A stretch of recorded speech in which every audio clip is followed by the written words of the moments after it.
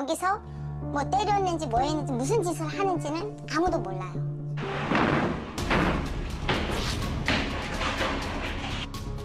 인권 사각지대에서 행해지고 있는 장애인을 향한 은밀한 폭행.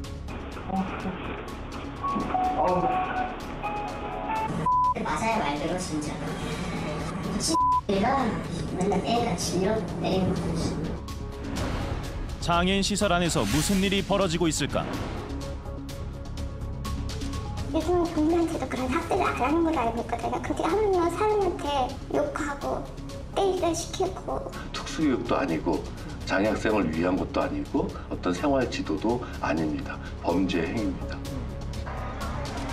훈육을 가장한 폭행인가? 장애인 시설의 인권 침해 실태를 추적했습니다.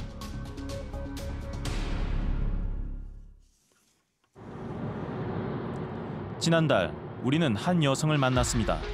그녀는 자신의 딸이 장애인 거주시설에서 학대를 당해왔다고 주장했습니다. 가슴이 먹먹하고 그냥 경악하고 그냥 어떻게 사람한테 저렇게 인간같이 못하는 행동을 했을까.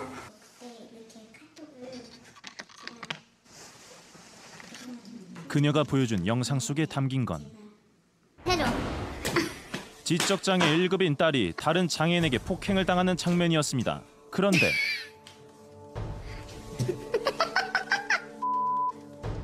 어디 오줌 쌌대. 때려줘.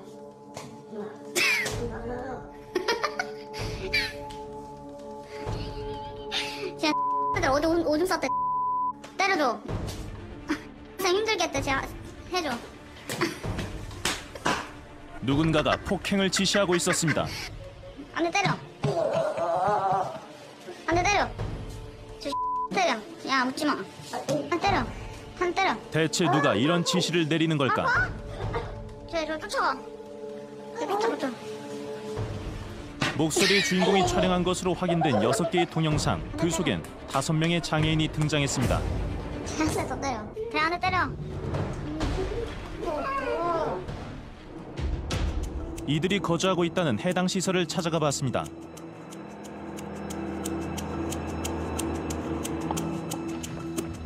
(80여) 명의 지적장애인이 생활하고 있는 A사회복지법인 내 재활원.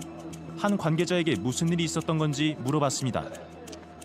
영상 속에서 보면 시설인들 때리라고 시키는데 그 시키는 사람이 누군가요? 뭐라고 말씀드릴까요? 아니 저희는 아무 관계 없잖아요. 그런데 또 다른 관계자를 통해 알게 된 충격적인 사실. 그 영상 속에 보면 그 거주인한테 때리라고 지시하는 분이 계시잖아요. 네네. 그분이 누군가요? 생활지도교사요. 그럼 생활지도교사는 어떤 일을 하는 건가요? 거기 있는 장애인 친구들 이렇게 어린이집처럼 보살피는 사람이요. 아직도 근무하십니까? 아니요, 그만뒀어요. 그날 알고 나서 거짓말해요. 본인이 사직서를 냈는데. 5년째 재활원에 근무했다는 생활재활교사 A씨. 그가 해당 영상을 찍어왔다는 사실을 알게 된 재활원 측이 경찰에 신고하면서 1년간 장애인들을 학대한 정황이 드러났습니다. 그런데 A씨가 장애인들에게 폭행을 지시한 이유는 뭘까? 내가 안 때리면 되는 거예요. 그래서 거주인들끼리 거주인이 때리라고 하는 거죠. 그러면 자기네들 싸움이 되는 거잖아요. 그러면 자기가 시켜서 때렸어도 얘네끼리 싸웠어요. 이렇게 해버린다는 거지. 걸릴 경우에.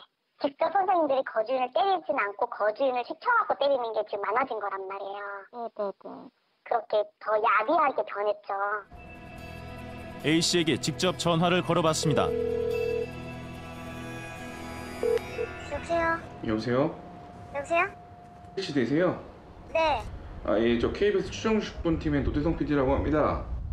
에서 있었던 일 때문에 전화 드렸는데요. 네? 죄송합니다. 제가 전화 받기는 좀 곤란해서 죄송합니다. 여보세요? 우리는 해당 사건을 수사하고 있는 경찰을 통해 A씨의 입장을 들을 수 있었습니다. 직장 생활에서 스트레스를 받아서 본인이 그 잘못된 선택을 했다라고 진술을 하고 있습니다. 처음 취재가 시작될 때부터 잘못했다라고 인정을 하고 있는 부분입니다. 그런데 경찰 조사를 받고 있는 건 A씨뿐만이 아니었습니다. 또 다른 생활재활교사 2명이 A씨가 촬영한 영상을 함께 돌려봤던 것. 이 교사들은 또 다른 학대 혐의도 받고 있습니다. 마치 유희를 즐기듯 장애인들을 학대해온 것일까? 재활원 측에 해당 교사들에 관한 처분을 물어봤습니다.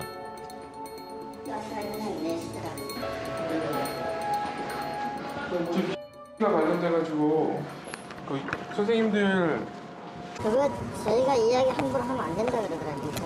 저도 잘 모르고. 지금 선생님들 징계는 어떻게 됐어요?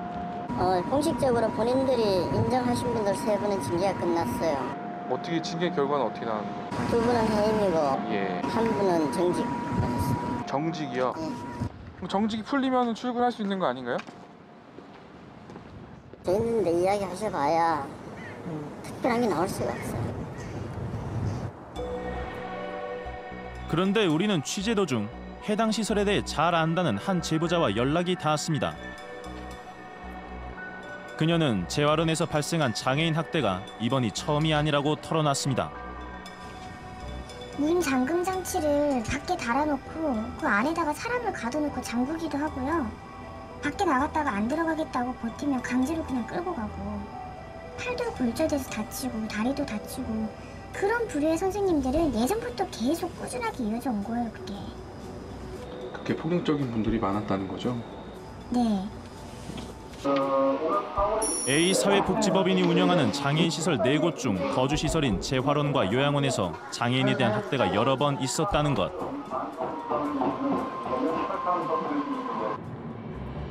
실제 해당 재활원에서 학대를 당했다고 주장하는 이들을 만나봤습니다. 지난해 아들이 쓰러졌다는 소식을 듣고 시설을 찾았다는 어머니. 사태 파악을 하던 중 충격에 빠집니다. 지금 내가 이렇게 편안하게 얘기하지만 CCTV를 봤어요. 보는 순간 눈물밖에 안 나오는 거예요. 너무 이게 분한 거예요. 진짜 옆에 있으면 죽이고 싶을 정도로요. 그 선생님을 그 책상 밑에 무릎 꿇으라고 거기에 앉으시키는 건 아니잖아요. 자기네는 이렇게 앉아가고 의자 이렇게 테레비 영화 볼 거 다 보고, 애는 거기서 무릎 꿇고 앉아있고. 그런 장면을 보면 어느 부모가 가만히 있어요. 아들 정혁 씨의 모습이 담긴 CCTV 영상. 의자에 앉은 생활지도교사 B씨가 누군가를 부르는 듯한 행동을 합니다. 익숙한 듯 B씨 곁으로 이동하는 정혁 씨. B씨 곁으로 다가가더니 구석에 무릎을 꿇고 앉습니다. 밤 9시 12분. 다른 장애인들이 잠을 자러 방에 들어가는 동안에도 정혁 씨는 무릎을 꿇고 있습니다. 한참 후 B씨가 말을 거는 듯하자 자리에서 일어나는 정혁 씨. 중간에 B씨가 자리를 비운 약 5분간을 제외하면 정혁 씨는 2시간 넘게 무릎을 꿇고 있었습니다. 다음 날도 비슷한 상황이 이어졌습니다. B씨가 옆자리를 가리키는 듯하자 앉아있던 정혁 씨가 구석으로 이동합니다. 다시 앉으라는 듯한 B씨의 손짓. 정혁 씨는 이날도 약 25분간 무릎을 꿇고 앉아 있었습니다. 그리고 다음 날 정혁 씨가 경련성 발작을 일으키며 쓰러진 겁니다. 그런데 생활재활교사 B씨는 2016년 국가인권위원회 조사에서 학대 혐의를 받은 3명 중 1명이었습니다. 당시 검찰에서 증거 불충분으로 무혐의를 받고 계속 근무를 해왔던 B씨. 그런데 또다시 학대 논란이 불거진 겁니다. B씨를 직접 만나봤습니다. 선생님이세요? 저희는 KBS 추정식품팀입니다. 말씀 좀 여쭈세요. B씨는 자신이 정혁 씨를 학대한 적이 없다며 억울함을 토로했습니다. 이 거주인은 잠을 늦게 자고 그다음에 만약에 일찍 가고 재우면 다른 거주인이 때린다. 그리고 다치는 경우가 있다. 그렇고 저는 좀 옆에 그 친구가 옆에 있으면 그냥 보는 거예요. 여기서는 내가 2시간 동안 무릎을 꿇겠다고 그러더라고요. 근데 나는 꿇힌 적이 없는데 그러면서 인권 침해비 강금이라고 국장이 나를 고소를 했어요. 경찰에. 근데 감금이 옆에 있는 게 어떻게 감금이에요? 그걸 안 여는. 거주인이 선생님 옆에 그냥 본인이 왔다 갔다 하는 거예요? 네. CCTV 영상 속에 B 씨가 손짓을 하자 옆자리로 다가간 듯한 정혁 씨의 모습이 찍혀 있는 건 어떻게 이해해야 할까? 지금 검찰까지 넘어왔어요. 검찰이요? 기소되면 저는 억울하죠 또. 세 차례 학대 의혹을 받고 있는 A 사회복지법인 내 장애인 거주시설. 왜 이 같은 의혹이 되풀이되는지 시설 측의 얘기를 들어보기로 했습니다. 공식적인 이야기를 말씀을 좀 드리러 온 건데. 공식적으로 저희가 지금 수사받고 조사받고 예. 다 했기 때문에 제가 드릴 말씀이 없습니다. 지금. 답변을 하지 않고 자리를 피하는 원장. 계속해서 그와 인터뷰를 시도해봤습니다. 사건 경위 파악을 언제 하신 거예요? 시설에서 자꾸 이렇게 학대 문제가 발생하잖아요. 이유가 뭘까요? 해당 법인은 이 문제를 어떻게 생각하고 있을까? 측에서 계속해서 장애인분들에 대한 인권 침해 사건이 일어나고 있지 않습니까? 거기에 대한 입장은 어떻게 되십니까? 인권을 안 일어나게끔 교육과 지도를 했는데도 직원들이 정신을 못 차리고 인권을 일어나게 했습니다. 그분들이 인권을 이런 식으로 참 터뜨리니까 마음 같아서는 그에 대한 직원들을 다 교체를 했으면 좋겠는데 그걸 함부로를 못하잖아. 모든 사항에 대한 책임은 생활교사한테 돌리시는 것 같은데. 예, 물론 관리 감독을 잘못했기 때문에 이런 일이 일어났다고 봅니다. 앞으로 이런 일이 안 일어나게끔 최선을 다해서 노력을 해야 된다고 봅니다. 장애인들을 향한 학대 행위가 한 시설 안에서 3차례나 적발됐다면 이를 개인의 문제라 치부할 수 있는 걸까요? 장애인 복지법에 의하면 부당한 체벌, 폭행, 학대 등 인권 침해가 3년 새 3회 발생한 시설은 일명 삼진아웃제를 적용, 그 시설을 폐쇄한다고 합니다. 하지만 단서 조항이 달려 있어 위반 정도, 시설 폐쇄 시의 파급력 등을 고려해 처분을 한 단계씩 낮출 수 있기 때문에 사실상 법이 유명무실하다고 보는 이들이 많습니다. 해당 재활원에 대한 공정한 수사가 이루어지고 피해 장애인들을 보호할 대책이 조속히 마련되길 관계 당국에 촉구합니다. 그런데 추정 60분은 취재 도중 장애인에 대한 심각한 학대가 거주시설뿐 아니라 특수학교에서도 빈번하게 벌어지고 있다는 사실을 알게 됐습니다.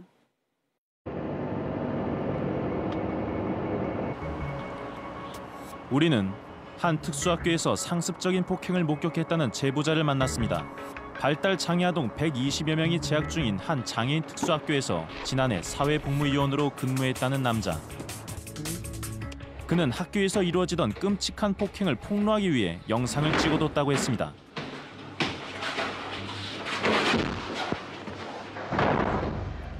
웅크리고 있는 장애 학생을 폭행하는 이는 다름 아닌 한 사회복무요원.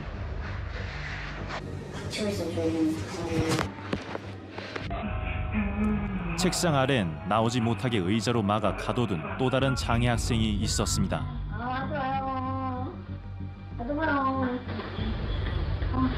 당시 현장에 있던 사회복무요원은 서너 명가량.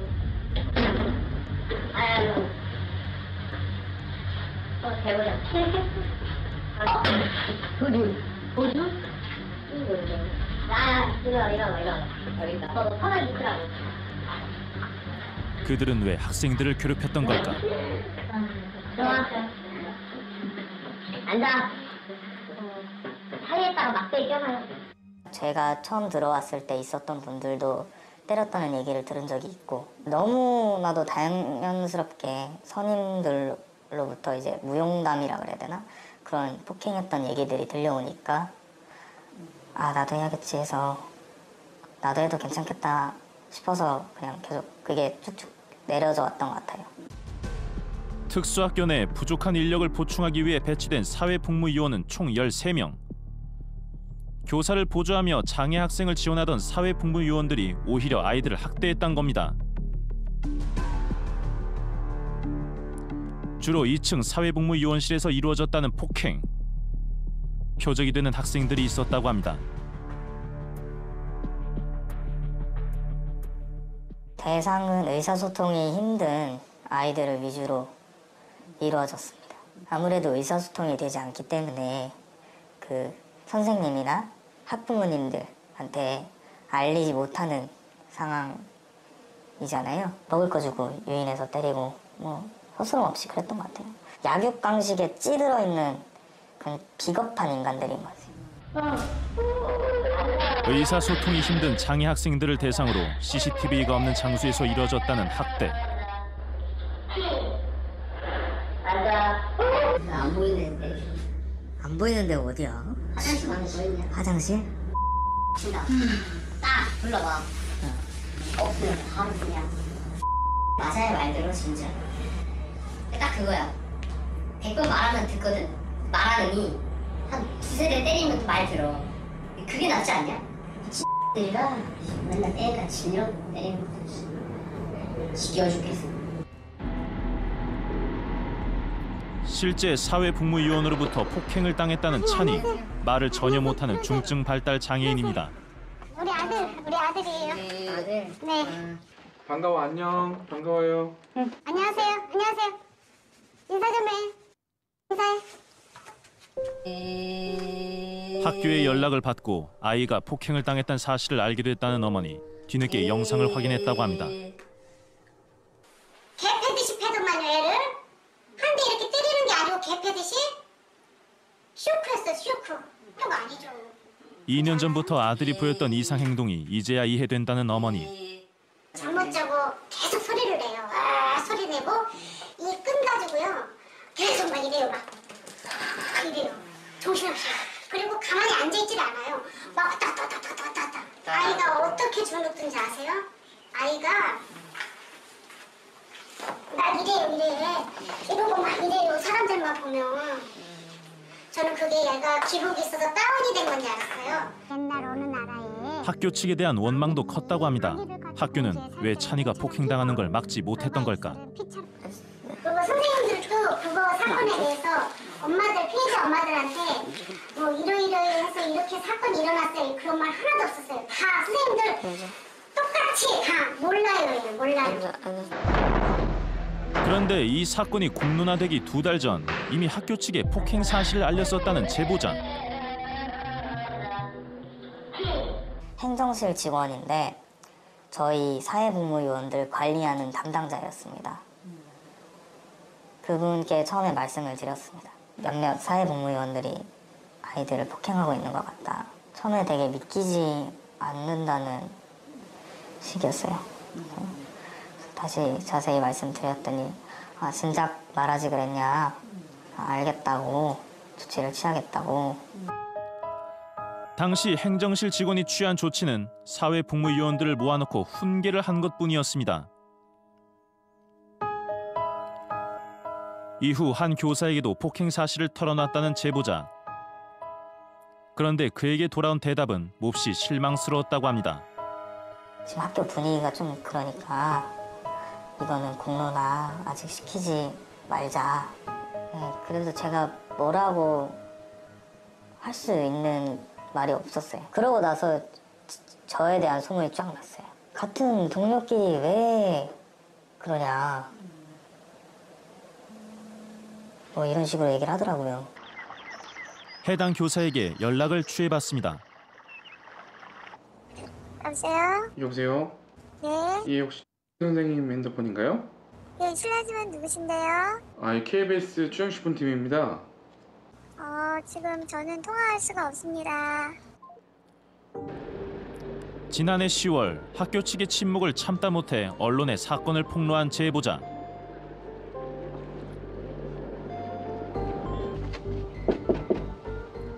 그제서야 해당 재단의 이사장도 사회복무요원들의 폭행 사실을 알게 됐고 뒤늦게 진상조사에 나섰습니다. 사건 터졌을 때는 막 분노해서 저 10월 달에 알았습니다. 사건 터지고. 그리고 이제 조사를 했죠. 이제 사건 터지고 이제 제가 사실은 사회복무요원들 개별 면담 다 해서. 그런데 13명의 사회복무위원들과 한 명씩 면담을 진행하는 과정에서 예상치 못했던 이야기가 흘러나왔다고 합니다. 선생님이 라는 학생을 제일 힘들어하셨거든요. 저한테 긴 시간 동안은 아니지만 사회복무요원실에 데리고 가라 그렇게 말씀하셨습니다. 한 담임교사가 주로 폭행이 이루어지던 장소인 사회복무요원실에 아이들을 데리고 가라며 지시했다는 겁니다. 보조인력 운영 지침에 따르면 사회복무요원은 단독으로 학생의 지도를 맡을 수 없습니다. 게다가 선생님이 학생을 구석에 몰아서 의자에 앉혀놓고 책상으로 막거든요. 학생이 못 돌아다니게끔. 선생님의 그런 모습을 많이 봤어요. 저는 그런 게 감금이라고 생각을 못했어요. 그런 모습이 많았으니까. 사회복무위원들이 평소 교사들이 하는 행동을 따라했다는 것, 과연 사실일까? 검찰로 넘어가서는 추가적으로 이렇게 교사들 2명에 대한 좀 혐의들이 좀 조사가 된 것으로 알고 있는데요. 한 교사는 저희 학생 1명에게 고추냉이와 고추장을 강제로 먹였다는 혐의가 있고, 또 다른 교사는 사회복무요원에게 피해 학생 1명을 사회복무요원실로 데려가게 해서 방치시킨 혐의가 있는데, 그 데려가게 한 사회복무요원이 지금 이 사건에서 폭행을 한 그 요원이기도 합니다. 검찰 조사 결과 교사 2명이 학생들을 학대해왔다는 정황이 포착됐다고 합니다. 우리는 이에 관한 학교 측의 입장을 들어보기로 했습니다. 학교요. 마지막 가야지. 어디 줬는데? KBS에서 왔어요. 잠시 후 모습을 드러낸 학교 관계자. 그런데 필요하시면 필요한 사람의 공문을 먼저 보내시고 저희가 일정을 잡아서 하는 게 좋겠습니다. 저희도 저희 학교 자체에 일정들이 다 있잖아요. 지금 신학기처럼 너무 바쁘거든요. 이후 우리는 학교 측에 공문을 보냈고 일주일 후 학교 측에선 서면 답변서를 보내왔습니다. 인터뷰에 응하고자 하는 교직원이 없어 답변을 할 수 없다는 겁니다. 우리는 다시 학교 측에 연락을 해봤습니다. 네, 교무실입니다. 저희가 학교 측에서 보내온 답변서를 받았는데요. 네. 답변서 관련해서 몇 가지 질문드릴 게 있는데. 현재 죄송한데요. 저희 공문상의 내용으로만 대할게요. 현재 그 당시 담당자가 지금 없을 뿐더러 교장 교감 선생님께서 공석이시거든요. 그래서 그 공문상의 내용만 참조해 주시면 좋겠습니다. 교장 교감 선생님 대행하시는 분이 있으실 거 아닙니까? 그들은 왜 답변을 피하기만 할까? 학대 혐의로 기소된 교사 2명과 사회복무위원 3명은 다음 달 재판을 앞두고 있는 상황.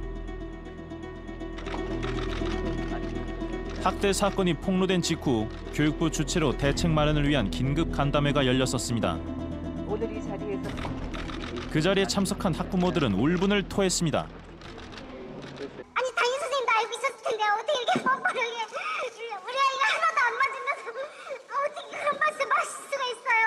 사정없이 때리는 그 공인요원이 작년에 우리 아이를 담당했다고 합니다. 그 공인요원이 작년에 우리 아이를 그렇게 뵀다고 합니다. 담임도 알았을 텐데 학교 측에서도 무슨 끼비를 알았을 텐데 어떻게 엄마한테 1년 내내 아무 소리도 안 하고 이렇게 지낼 수가 있습니까? 특별 감사를 통해 관련자를 엄중히 처벌하겠다는 약속을 한 조희연 서울시 교육감. 그 후 실시된 특별 감사가 마무리될 무렵 해당 법인 이사장은 이상한 이야기를 들었다고 합니다.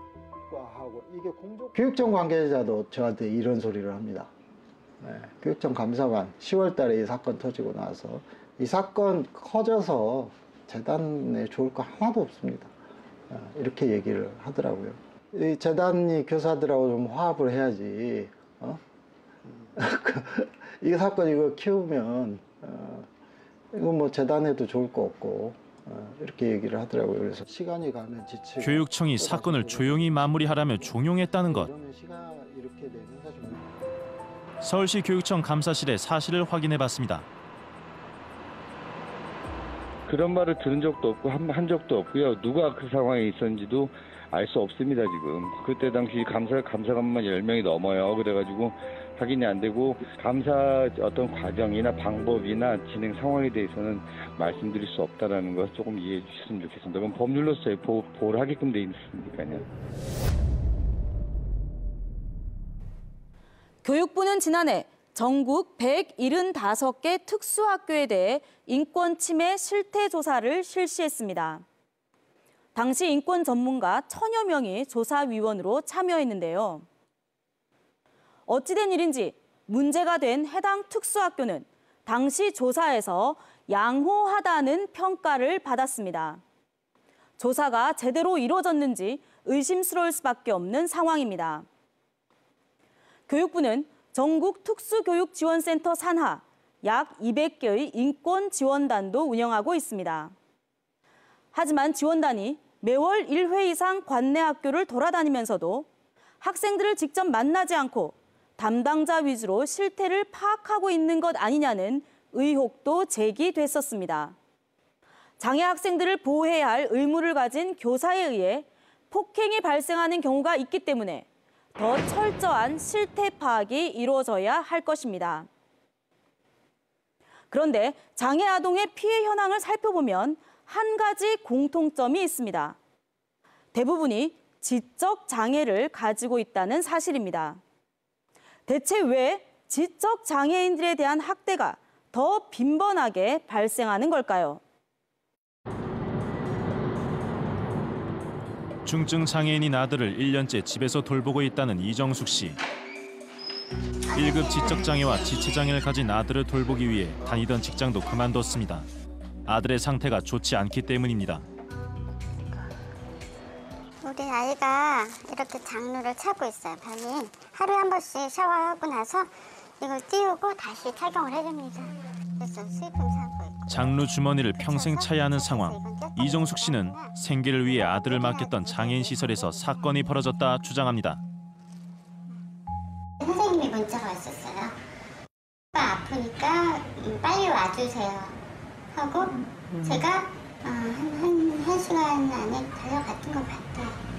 그냥 누워 있었고요. 배가 뿔룩 나와 있어 가스가 찼대요. 그래서 복부 팽만이 돼 있었고 애가 일어나지 못하고 있었죠. 그래서 시설 측의 연락을 받고 아들을 급히 응급실로 옮겼다는 부부. 다음 날 민혁 씨는 대장과 12지장을 절제하는 대수술을 받았습니다. 당시 진단서에는 대장과 12지장에 천공이 발생해 수술을 받았다고 쓰여 있습니다. 수술 직후 폐혈증 쇼크까지 보이면서 중환자실로 옮겨져 생사를 넘나들던 민혁 씨. 부부는 민혁 씨 가슴에 멍자국을 보고 학대를 의심하기 시작했습니다. 시설 측의 반응도 이상했다고 합니다. 우리는 안 때렸어. 이렇게 얘기를 하는 거야. 누가 때렸냐고 물어본 것도 아닌데 일반적으로 걱정해야 되고 했냐고 하고 달려와봐 주셔야 되는 거 아니냐 했더니 우린 누가 급해도 안 가. 여기 규정이야. 어떻게 다 쫓아다녀 이러더라고요. 민혁 씨가 누군가의 폭행으로 인해 장기 손상을 입은 것이라 주장하는 부부. 전문의의 의견을 물어봤습니다. 질병에 의한 것보다는 외부에서 힘이 가해진 외상성 천공일 가능성이 많다고 그렇게 기록이 되어 있습니다. 그냥 보통은 잘 접할 수가 없고 교통사고 같이 이렇게 큰 힘이 가해졌을 때 순식간에 그랬을 때 보는 것이 일반적입니다. 그런데 민혁 씨는 2년 전에도 같은 시설에서 부상을 당한 적이 있었습니다. 엄마 좀 아파. 그리고 어디가 아픈가 하니까 손이 좀 다쳤다. 큰 뭐 사고 아닌 것처럼 응급처치를 했는데 와보라고 데려가라고 집에서 쉬어야 될 것 같다고 해서 바로 데리러 간 거죠. 당시 민혁 씨의 손은 몹시 붓고 피멍이 든 상태. 원장은 민혁 씨 실수로 다친 거라 해명했습니다. 내가 가슴에 이렇게 저녁 먹을 때 그랬거든요. 고정까지 괜찮아. 이렇게 깔고 앉았다가 밥이 오니까 얘가 반가워서 궁뎅이는 것 들고 손을 딱 끄끈 것 같다. 내가 그랬더니 얘기도 하기 전에 했더니 제가 봐도 이게 뒤로 꺾여서 부러진 거네요. 두 개가 부러졌네요. 그러시더라고. 실수로 손가락 골절이 생길 수 있는 걸까? 우리는 정형외과 전문의와 함께 당시 진료 기록을 분석해봤습니다. 지금 이 골절은 어떤 골절인가요? 이 사진상에서 세 번째 손가락하고 네 번째 손가락에 있어서 골절선이 보이고 있습니다. 그래서 그 중에서도 특히 제 세 번째 손가락에 있어서는 골절편이, 골절 조각이 몇 조각이 나 있네요. 또 멍이 이렇게 많이 들었다는 얘기는 피가 많이 났다는 얘기이기 때문에 아마 외력이 어느 정도는 꽤 있지 않았나 하는 생각이 듭니다. 강한 외력에 의해 손가락 분수의 골절이 발생한 것으로 의심된다는 것. 시설 측의 주장처럼 민혁 씨가 엉덩이 아래 깔고 앉았던 손을 급히 빼다가 골절상을 입을 가능성이 있는 걸까?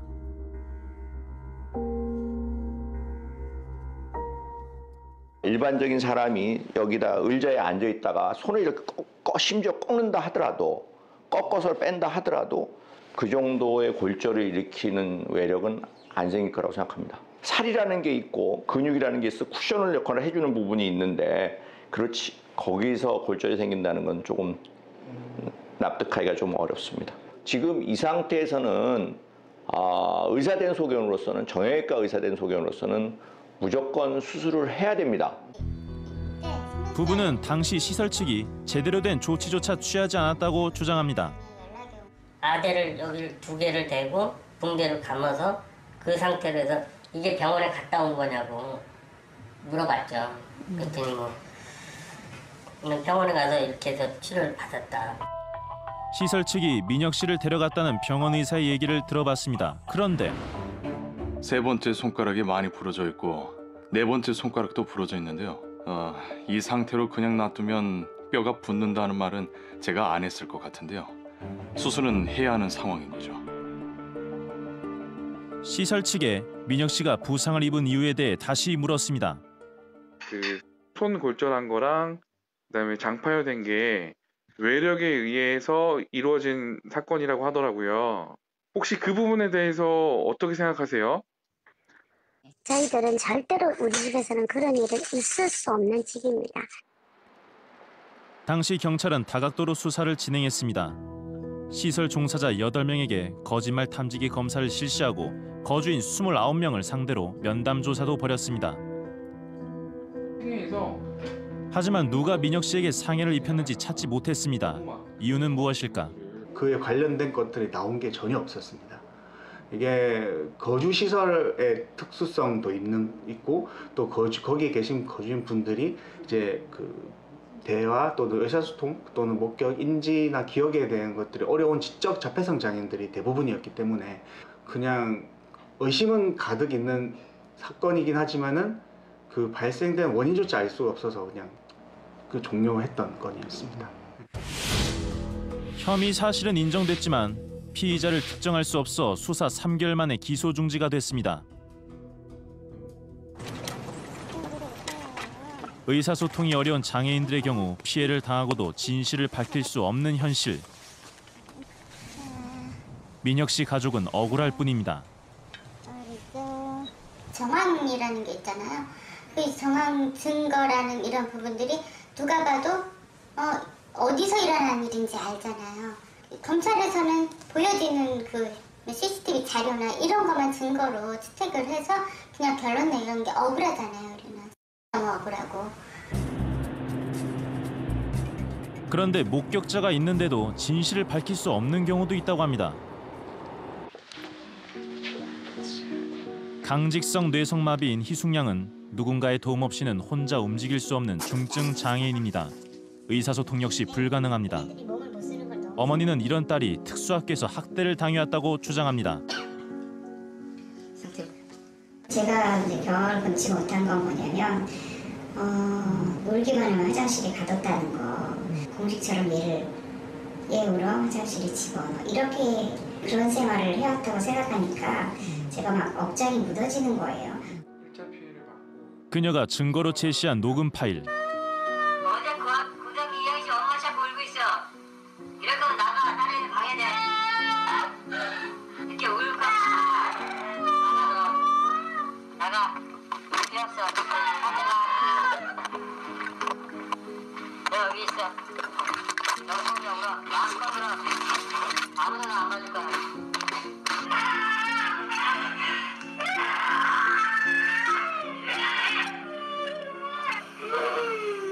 녹음기 속에 담긴 목소리는 충격적이었습니다.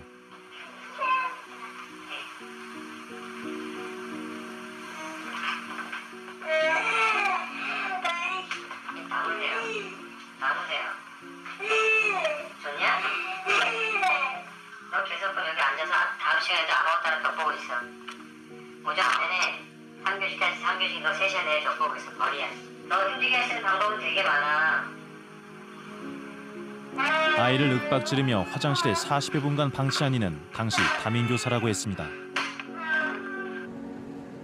너무 가슴이 찢어지더라고요. 이렇게 해야 될까 날마다 다음에 사건을 당했거든요. 그리고 오랜 세월 동안 그랬다고 생각할 적이 너무 걱정이 많아져가지고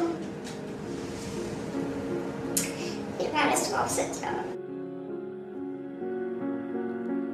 그런데 애초 어머니가 딸의 학대를 의심하게 된 건 뇌병변 장애 1급이지만 대화가 가능한 같은 반 친구의 증언 때문이었습니다. 너무 무서워. 화장실에 가두지 말라고 그렇게 자기가 얘기를 했다고 그러더라고요. 친구 화장실에 가두지 말라고. 화장실에 가두고 물을 받고 불을 껐을 때 그 공포심이 바깥에 있는 자기한테도 그런 게 느껴졌다는 거예요. 그러니까 친구가 오는 그 목소리가 자기는 아무것도 할 수 없었다고 그렇게. 희숙양 어머니의 신고로 경찰 조사가 시작된 후 친구는 당시의 상황들을 구체적으로 진술했습니다. 마음이 무거웠던 적 있었어요? 노란 통에 갇혀서 막 울고 있는데 아무도 꺼내주지 않을 때요. 어렸을 때. 노란 통은 어떻게 생긴 건지 선생님한테 좀 더 설명해 줄 수 있어요? 이렇게 길쭉하게 생겼는데 동그란 모양처럼 생겼어요. 4년 전 해당 교사가 장시간 희숙양을 이 사진 속 기구 안에 넣어둔 채 방치했다고 기억하는 친구. 이 기구는 원래 어떤 용도로 쓰이는 걸까? 우리는 심리운동 전문가에게 희숙양 친구가 기억하는 기구의 쓰임새를 물어봤습니다.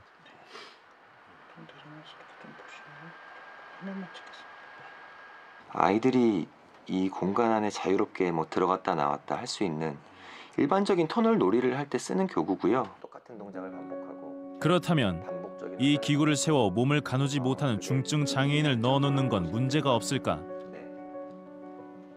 아마 그 아이는 그 속에서 좀 어떤 극도의 불안함이나 그리고 내가 지금 움직일 수 없는 이 상황을 벗어나고 싶다라는 어떤 그런 표현들을 분명히 했을 거예요. 네. 왜냐하면 아이들은 비장애인과 장애인의 정서를 비교하면 사실 굉장히 큰 차이가 나거든요. 그거는 명백한 학대라고 볼 수 있을 것 같아요. 네. 희숙양의 친구는 진술 과정에서 일관되게 한 사람을 지목했습니다. 화장실에 20분 갇혀 있었다고 했는데 누가 그런 거예요? 선생님이 화장실에 가둬놨어요. 선생님이 를 화장실에 가둬놨어요? 네. 그런데 희숙양의 친구가 학대 현장을 목격하고도 더 빨리 말을 못한 데는 이유가 있었다고 합니다. 네가 가서 아무리 가서 집에 가서 얘기를 해봐도 내가 너희 부모 만나서 5분에 10분만 얘기하면 너희 말은 다 거짓말이야. 내 말을 믿지 네 말 믿을 것 같아? 가서 집에 가서 떠들어봐. 안 돼.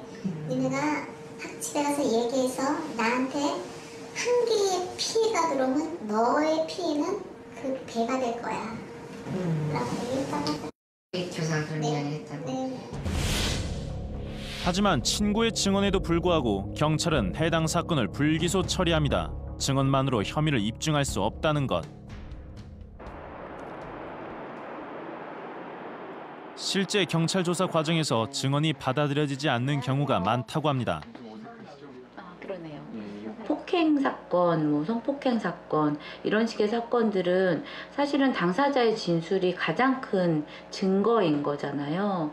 그러다 보니 이게 받아들여지지 않을 경우에 제대로 이제 이 사건이 진행되지 못하고 전부 이제 무혐의 처분되는 경우가 많이 발생할 수밖에 없는 상황인 거죠. 이후 녹음 파일을 새로운 증거로 제출한 희숙양의 어머니, 경찰은 해당 사건을 재조사 중입니다. 그런데 그 사이 아이들은 또 다른 피해를 입고 있다고 합니다. 프랑스에 내가 학식을 했잖아요. 근데 강당에서 봤다고 하더라고요. 강당에서 계속 있을 수 없어서 자기는 그냥 내려가겠다고 그랬대요. 아이들은 그 선생님을 보는 것 그 자체만으로도 굉장히 두려워하고 공포스러워 하더라고요. 그래서 심장이 멈출 것 같다는 말 많이 하고. 이해할 수 없는 건 담임 교사의 행보였다고 합니다. 학교 운영위원회 하셨던 위원들이 임기가 다 돼서 이제 다음 차기 위원을 뽑아야 되는데 거기 후보군에 교원위원 후보로 올라와 있더라고요. 누가요? 교사가. 학대 혐의를 받고 있는 해당 교사가 새로운 학교 운영위원회 교원위원으로 입후보한 것. 후보 안내문에는 학교 발전을 위해 열심히 노력하겠다는 교사의 소견도 포함되어 있습니다.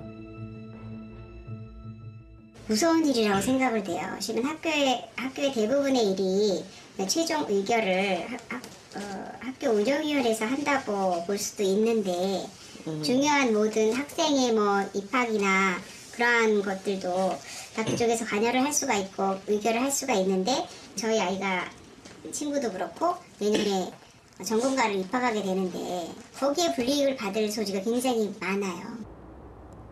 해당 교사에게 직접 전화를 걸어봤습니다.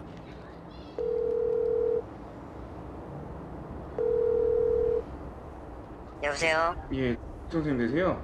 예, 그런데요? 안녕하세요. 저 KBS 추정식품팀의 노태성 PD라고 합니다.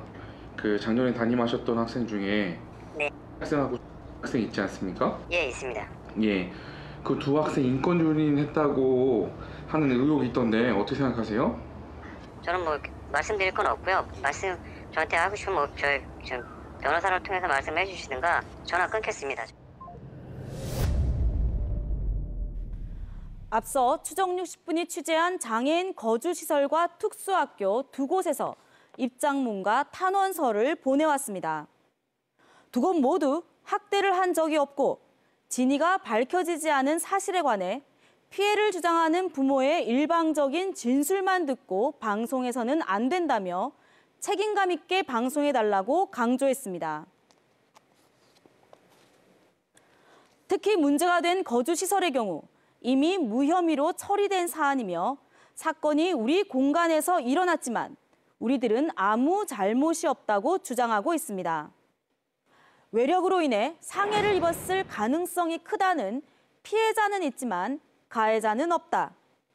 여러분은 어떻게 생각하십니까? 다친 민혁 씨는 1등급 지적장애와 지체장애를 가진 중증 장애인으로 의사소통이 전혀 되지 않는 상황입니다. 당시 CCTV도 목격자도 찾지 못했기 때문에 가해자를 특정할 수 없어 검찰이 기소를 중지했을 뿐 무혐의라는 건 아닙니다. 아이들 모두를 최선을 다해 보호해왔다는 해당 시설. 그런데 한 아이가 어떤 외력에 의해 장 파열과 손가락 골절상을 당하는 동안 해당 시설이 그 사실을 몰랐음에도 아이를 보호해야 할 책임을 다했다고 말할 수 있는 걸까요? 향후에라도 이 사건에 대한 진실이 명백히 드러나길 바랍니다. 그런데 일부 장애인 거주시설이나 특수학교에서 학대가 지속적으로 발생하는 데는 근본적인 원인이 있었습니다. 지난해 10월 이 장애인 특수학교가 학대 논란에 휩싸였습니다. 장애 학생을 상습 폭행한 혐의로 담임 교사가 구속된 것입니다. 결정적 증거는 학교 복도에 설치된 CCTV 영상.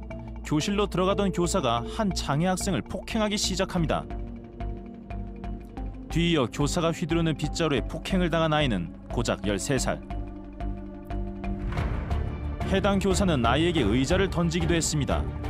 지난해 7월 폭행을 목격한 피해 아이의 엄마가 경찰에 신고하면서 드러난 진실. 학부모들은 분노했습니다. 너무 힘들 정도로 그걸 보는 게 그거 봤을 때 막 너무 막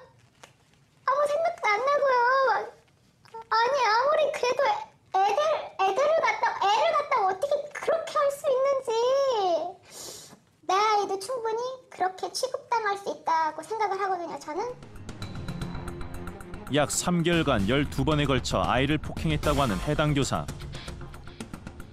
그런데 당시 CCTV 영상에 포착된 건 담임 교사만이 아니었습니다. 팔다리를 잡고 아이를 제압하는 교사들. 사건에 연루된 교사만 12명에 이릅니다. 그런데 지난해 12월 검찰은 교사 12명 중 8명에 대해 무혐의 처분을 내렸습니다. 교사들의 행위가 다수를 지도해야 하는 특수학교의 상황을 고려할 때 장애 학생을 제재하기 위한 불가피한 행위였다는 것이 이유입니다.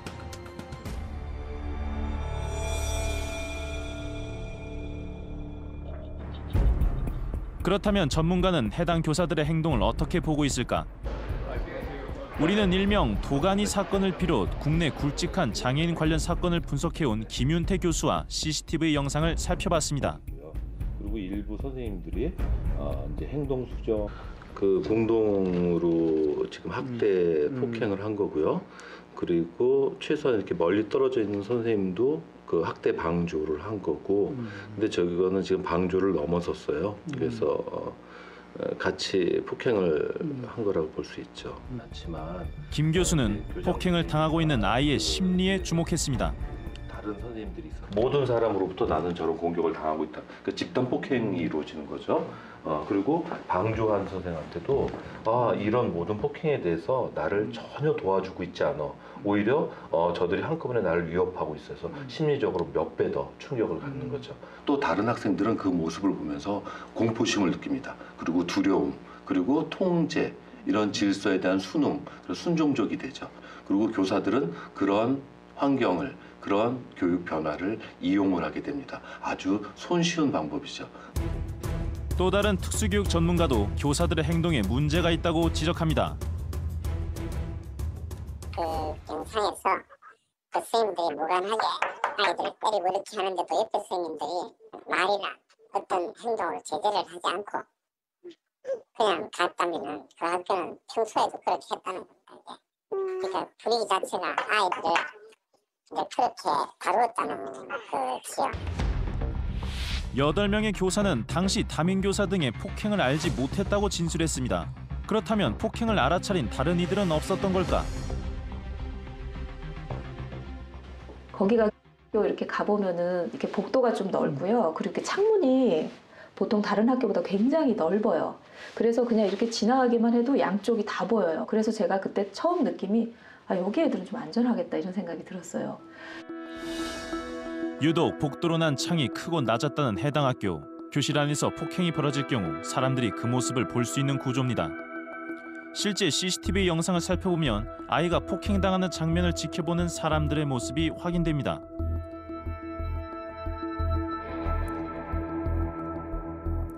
반대편 교실에서도 누군가 그 모습을 지켜보고 있었습니다. 학생과 교사들이 오가는 1층 로비에서도 폭행이 이어집니다. 하지만 근처에 있던 3명 모두 그 모습을 지켜보기만 합니다. 교직원은 장애인 복지법에 따라 학대 사실을 알게 되는 즉시 신고해야 할 신고 의무자입니다. 하지만 신고 의무를 지키는 이들은 많지 않은 상황. 이유는 뭘까? 이 문제가 밖으로 나가서 우리의 명예에 뭔가 손상이 있다라고 보시는 부분이 큰 것 같아요. 신고 의무자인 걸 아시니까 서로 신고 사실 하시면 되잖아요. 서로 문제가 있을 때 문제 제기하시면 되는데 그래서 결국 이제 안 하시게 되는 거죠. 전문가들은 고질적인 병폐를 해결하기 위해선 교육 현장의 인식 개선이 필요하다고 말합니다. 이제 한 번 더 높은 수준의 어떤 장애인 인권에 대한 인식 수준 이런 게 점프가 돼야 될 이제 시점이 온 것 같고, 근데 실제로 교육 현장에 나갔었을 때 아이들하고 부딪혔을 때 1차적으로 교사가 좌절하게 되는 첫 번째가 대부분 행동의 문제 때문에 그렇거든요. 그런데 어떻게 해야 될지는 이론으로 배웠으나 막상 그 문제에 관련한 구체적 실습이 적용돼서 수업이 이끌어진 적도 없고, 어떻게 대응할 수 있는 방법들에 대해서 알 길이 별로 없는 현재 시스템입니다. 특수학교를 포함한 장애인 시설에 관한 사회적 감시망도 강화해야 합니다. 이 공간 자체가 이제 개방적으로 운영되는 방식을 고민해야 되는 거죠. 그리고 외부에서 계속 이 내부 공간을 확인하고 견제할 수 있는 방안들이 나오는 게 오히려 이제 현실적으로 바람직하다고 생각이 듭니다. 우리는 특수학교를 관리 감독해야 하는 교육부에 폭력 문제 근절 대책은 없는지 물어봤습니다. 교육부는 서면을 통해 장애 학생의 문제 행동을 중재할 전문 인력 양성 과정을 확대하겠다는 입장을 밝혔습니다. 또한 신규 교원의 인권 감수성을 높이기 위한 교육 편성도 약속했습니다. 그렇다면 장애인 복지시설 관리 담당 부처인 보건복지부가 내놓은 대안은 뭘까? 시설장 교체 등 이제 시설 중심으로 행정처분이 이루어지다 보니까 법인이 어떻게 보면 변화가 돼야 되는데 법인이 변화 안 하다 보니까 또 이런 문제들이 지속적으로 반복되는 거거든요. 지금 당장 복지부가 할 수 있는 그 정책 수단은 강도에 따라서 보조금 중지나 아니면 보조금 삭감이라든가 이 부분들을 지금 고려하고 있습니다. 영국에서는 장애인 복지시설에서 폭행 사건이 발생할 경우 시설을 폐쇄하고 피해자에 대해 국가가 책임지고 배상하거나 보호합니다. 그에 반해 우리의 현실은 부끄럽기만 합니다. 장애인의 특수성을 고려해 장애인이 머무는 공간에서 아이가 과잉 행동을 해 어쩔 수 없이 힘으로 제압했다는 등 오히려 그 특수성을 이유로 인권 침해를 용인하고 있기 때문입니다. 장애인 자녀를 가진 부모들의 한결같은 소원은 자식보다 하루 늦게 세상을 떠나는 것이라고 합니다. 누구도 장애인 자녀를 책임질 수 없다는 걸 잘 알기 때문입니다. 우리 사회는 사실상 장애인들에게 허울뿐인 복지만 제공했을 뿐 그들의 삶의 질을 높이는 진정한 복지를 제공하지 못했습니다. 지난해 문재인 대통령은 임기 안에 발달 장애인도 차별 배제되지 않고 비장애인들과 더불어 생활하며 행복할 수 있는 포용 국가를 만들겠다고 약속했습니다. 과연 그 약속이 제대로 지켜지는지 추정 60분이 끝까지 지켜보겠습니다.